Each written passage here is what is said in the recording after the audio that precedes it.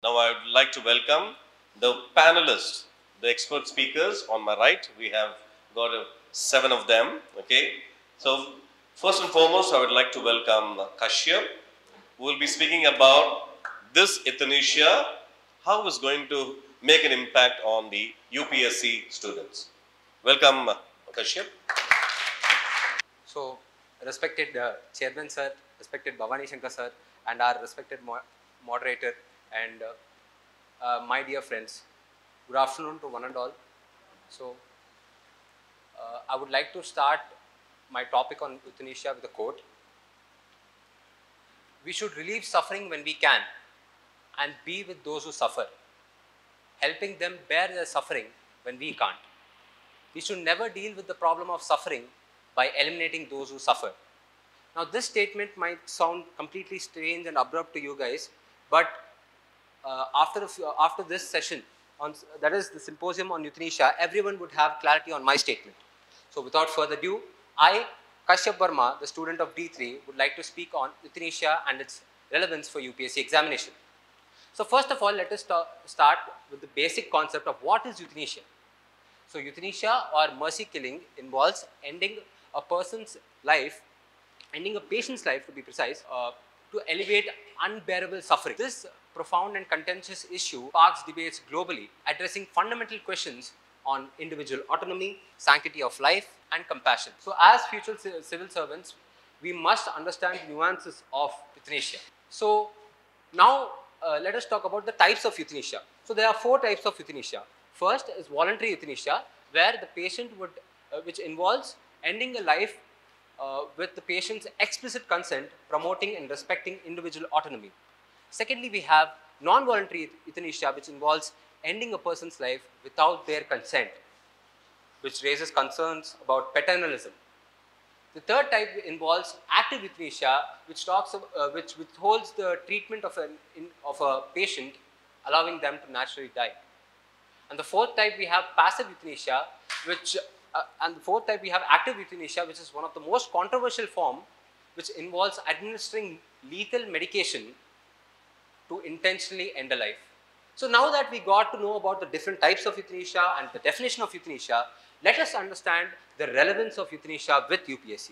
So as you all know, the most confusing and most toughest paper, in my opinion, is the General Studies 4 paper, that is the ethics, integrity, and aptitude, because it requires an amalgamation of different types of subjects. So euthanasia directly affects the ethical dimensions. So for example, it involves, it sparks a debate between individual autonomy and paternalism, whether the individual should choose their own destiny or be protected by the state. It talks about, it raises questions about sanctity of life versus the right to life. It also talks about whether euthanasia is a compassionate act or a form of murder. So, in these ways, we must understand the complexities of euthanasia to address the answers. Now, next, let us talk about the legal framework which comes under the GS2 paper of UPSC. So, as our Honorable Chairman Krishnapadeep sir has stated, that the BNC or the BNS, the Bharatiya Nyaya Sanhita, it actually removed certain charges on suicide. And not only that, I would like to add on a point, the Mental Health Care Act of 2017 has recognized some advanced directives which talked about a person's free will. And I would like to take another point from our sir. He even talked about the Supreme Court judgments, that is the Arma Shambak case of 2011, where passive euthanasia is allowed in certain exceptional cases. And even the Common Cause versus Union of India case of 2018 talks about the personal will as well. So these legal complexities must be addressed to answer the GS2 paper. Not only that, in the international forum or the international perspective, we have Belgium and Netherlands which have legalized euthanasia, and we have to understand of those euthanasia laws which they have formulated. Now let us talk about the health dimension, which comes under the GS3 paper, where euthanasia directly affects the healthcare. For example, as our Honorable Bhavani Shankar sir has mentioned about palliative care, which improves the quality of life for a patient who is suffering with terminal illnesses. I would like to add on a point about hospice services, which are also known as end-of-life services, which upheld or uphold dignity and comfort. Not only that, I would also like to talk about the medical ethics dimension as well. Here, because a doctor-patient relationship is also crucial to understand the overall healthcare system. Now we have talked about the health dimension. Let us move on to the social justice dimension, which also comes under the GS3 paper and also covers some parts of GS1, that is the social issues. So here the vulnerable sections such as the old age population, the disabled population, the terminally ill population, all face coercion and exploitation, which affects their mental health. So So euthanasia plays a significant role there.